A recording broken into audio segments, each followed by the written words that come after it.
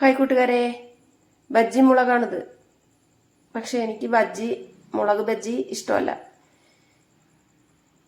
അതിൻ്റെ പുറം മാത്രം തിന്നിട്ട് മുളകെടുത്ത് കളയും.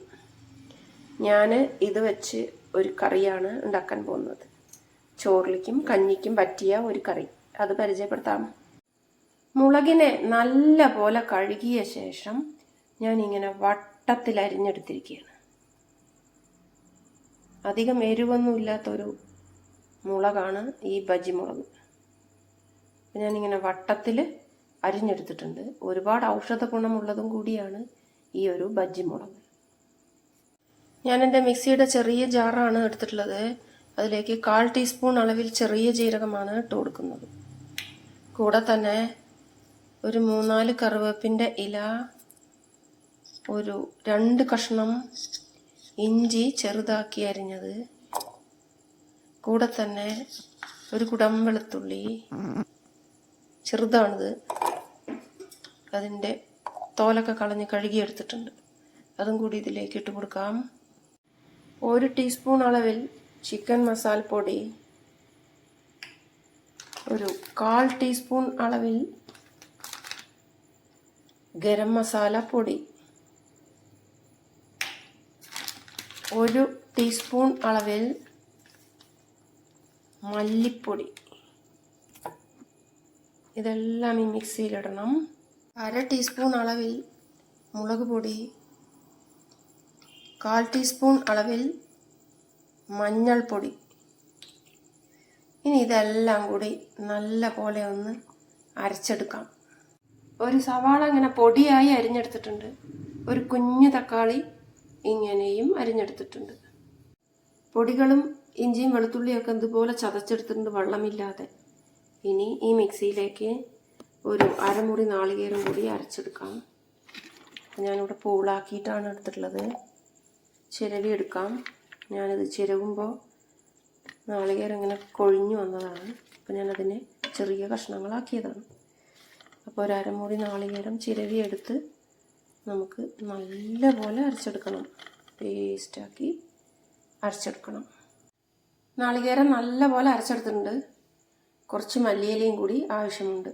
ഇനി ഇത് നമുക്ക് പാചകം ചെയ്തെടുക്കാം. അതിനു മുമ്പ് ഒരു കാര്യം കൂടി, ഒരു 1/4 കിലോ കൂർക്കയാണിത്. ഇത് തോല് കളഞ്ഞ് നല്ല പോലെ കഴുകി മഞ്ഞൾപ്പൊടിയും ഉപ്പും ഇട്ട് വേവിച്ചെടുത്തതാണ് ഇത്. ഇനി ഇതും കൂടി ഈ കറിയിലേക്ക് നമുക്ക് ചേർത്ത് കൊടുക്കേണ്ടതുണ്ട്. അപ്പോഴാണ് ഈ കറിക്ക് നല്ലൊരു രുചി ഉണ്ടാവുക.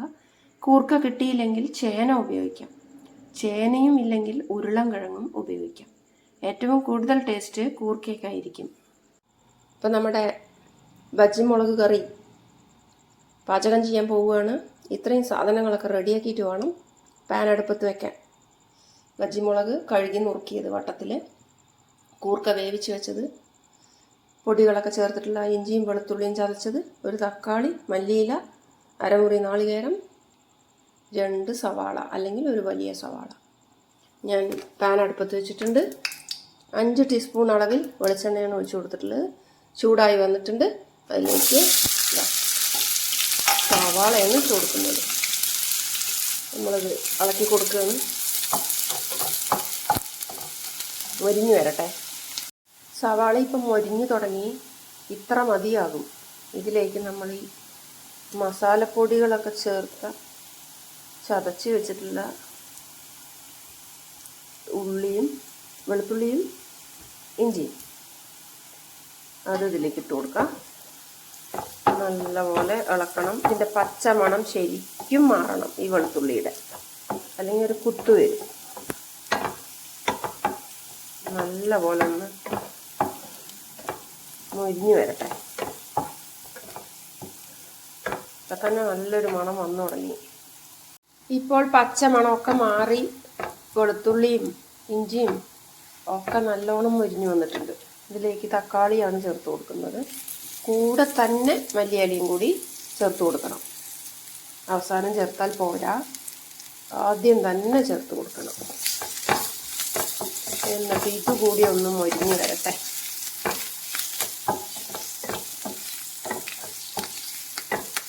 തക്കാളിക്ക് ഒരു പച്ചമണമുണ്ട്, അത് മാറണം. ഒന്ന് തീ താത്തി കൊടുത്തിട്ടുണ്ട്. തക്കാളിയൊക്കെ നല്ല പോലെ മൊരിഞ്ഞ് വന്നിട്ടുണ്ട്. ഇതിലേക്ക് നമുക്ക് ഈ ബജ്ജി മുളകിനെ ഇട്ട് കൊടുക്കാം. വട്ടത്തിലരിഞ്ഞ ബജ്ജി മുളകിനെ ഇട്ട് കൊടുക്കാം. എന്നിട്ട് ഇതൊന്ന് ഇളക്കി കൊടുക്കാം.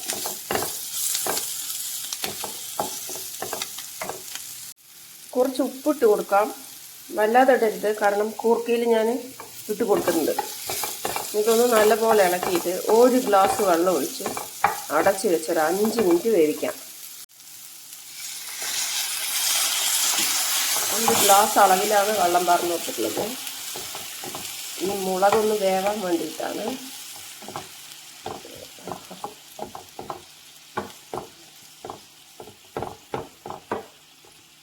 ഇത് നമുക്ക് അടച്ച് വയ്ക്കാം ഒരു 5 മിനിറ്റ്.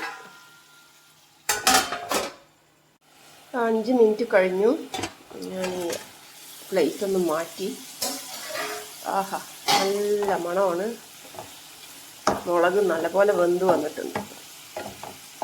നല്ലൊരു ഭംഗിയാണ് കാണാൻ. ഇനി ഇതിലേക്ക് നമ്മുടെ കൂർക്കയാണ് ഇട്ട് കൊടുക്കുന്നത്. വേവിച്ച് വെച്ച കൂർക്ക നല്ലപോലെ ഇളക്കി കൊടുക്കാം.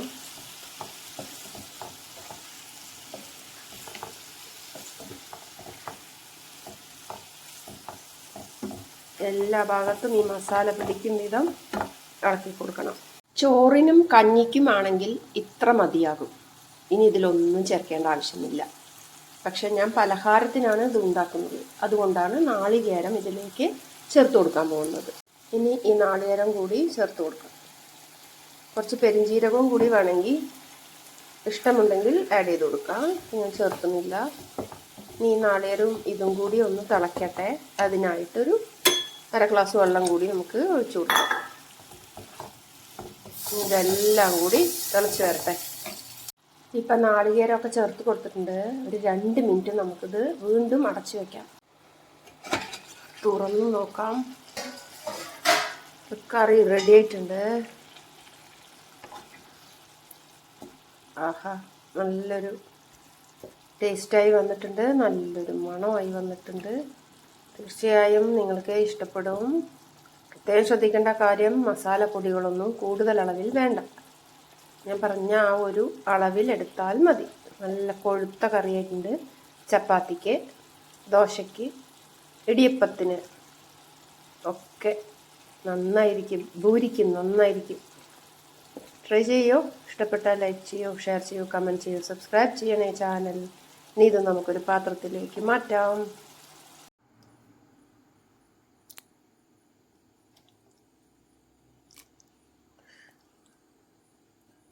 ഇതിൽ ഈ കൂർക്ക ചേർക്കുമ്പോൾ ഒരു പ്രത്യേക രുചിയാണ് കൂർക്കയ്ക്ക്.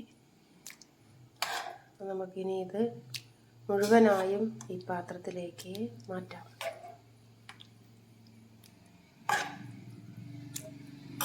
കൂർക്ക ബജ്ജി മുളക് കറി റെഡി.